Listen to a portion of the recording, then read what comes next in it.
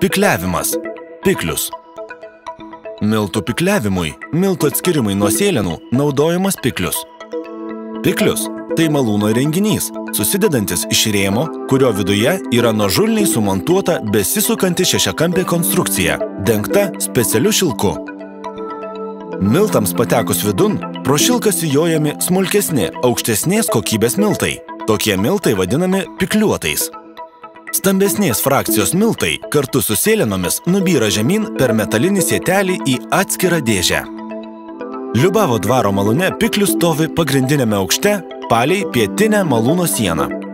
Sukimo momentas yra perduodamas per plokščiadiržę pavarą iš transmisijos cokolinės malūno dalies palubėje.